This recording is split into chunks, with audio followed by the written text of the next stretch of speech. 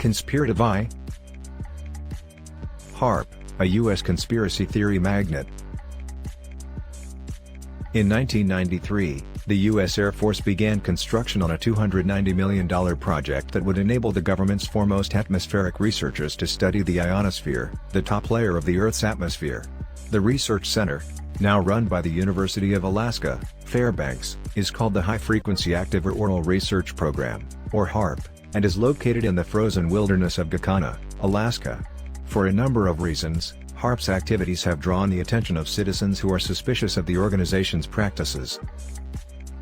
Over the years, HAARP has been officially credited with conducting useful and successful research, but because of its highly complex work, officials claim its purpose has been largely misunderstood by detractors. For this reason, it has been ground zero for criticism since its inception. Situated in the remote wilderness of an already low population state purportedly to promote secrecy, HAARP features 360 radio transmitters, 180 antennas, and 5 powerful generators that create geometric patterns in every direction when turned on. The antennas, each a foot thick and stretching 72 feet into the sky, continue to raise eyebrows. Shortly after the facility opened, the public began reporting strange phenomena not only in the region, but around the world. Activists challenged HAARP's activities, vocally questioning what the organization was really up to. While the government continues to deny any connection with changes in weather, frequencies of earthquakes, and chemtrails in the skies, it has made deliberate efforts to quell suspicions about the nature of its operations. Yet these are not nearly enough to quiet HAARP's notable detractors, including former Venezuelan President, Hugo Chavez, and former Minnesota Governor, Jesse Ventura. Ventura questioned whether the government was using HAARP to manipulate the weather or overwhelm citizens with mind-controlling radio waves. While the Air Force acknowledged that Ventura had made an official request to visit the research station, he and his crew nevertheless were denied access. Weaponizing the weather.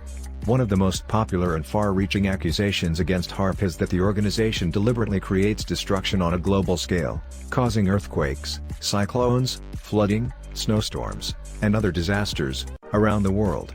Critics of HAARP assert that it has the capacity to send microwave radiation beneath the ground, strategically pinpointing fault lines, and that the size of HAARP's fields of antennas have the potential for tremendous damage to the environment as, unlike other ionosphere research centers across the world, only HAARP has the ability to focus the energy from the field onto a specific spot in the atmosphere. One of countless earthquakes claimed to have been linked to HAARP was an Iran-Iraq earthquake that killed around 500 people in November of 2017. Despite tensions between those two nations and the United States, Iran's Deputy Interior Minister for Security and Law Enforcement Mohammad Hossein al-Fakhari dismissed malintent, denying that such rumors had any scientific basis. Given the fact that branches of the United States government have openly discussed technologies used to interfere with the weather and cause earth changes, it is difficult to dismiss critics so quickly. In 2005, the Air Force stated weather modification will become a part of domestic and international security and could be done unilaterally. It could have offensive and defensive applications and even be used for deterrence purposes.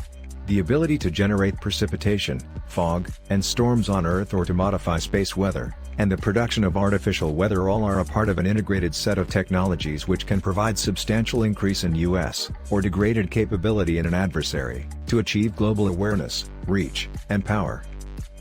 Mind control. The concept of mind control goes back centuries, if not millennia. While manipulation of people's moods, emotions, and decisions has long been the way to control the masses, it is only recently that technology has been employed to do the job efficiently. What was once science fiction is now fact. HAARP critics claim the facility is attacking the citizens of the world telepathically, influencing thoughts with low-frequency vibrations. In 2013, former Central Intelligence Agency employee Edward Snowden leaked classified government files, some revealing HAARP's numerous global surveillance systems. Allegations are that natural geomagnetic waves are being replaced with artificial VLF, very low frequency, ground waves matching the frequency of human brain waves, thus influencing human behavior. It's said that HAARP also uses cell phone towers as electrical stimulation conductors, able to reach and affect entire regions. Bob McCoy, director of the Geophysical Institution at the University of Alaska Fairbanks, has made an attempt to refute claims, saying, "Electrical signals in the mind are low frequency. HAARP is very large frequency, the waves are meters long. So there's no way they could control minds. But this statement doesn't hold water with concerned citizens who have cited the observations of Yale University's professor of physiology Jose Delgado, Ph.D., the pioneer of electromagnetic mind control. In Delgado's peer-reviewed report, electrical signals in the mind are low frequency. HAARP is very large frequency, the waves are meters long. So there's no way they could control minds. He states that it is possible to control human movements, glandular functions, and specific mental manifestations using electromagnetic stimulation. Communications and the Columbia Shuttle. Because of HAARP's futuristic-seeming research and the organization's official stance that it is developing future tech tools, including the aforementioned radio frequency transmitters, skeptics assert it has the fortitude to disrupt communications networks.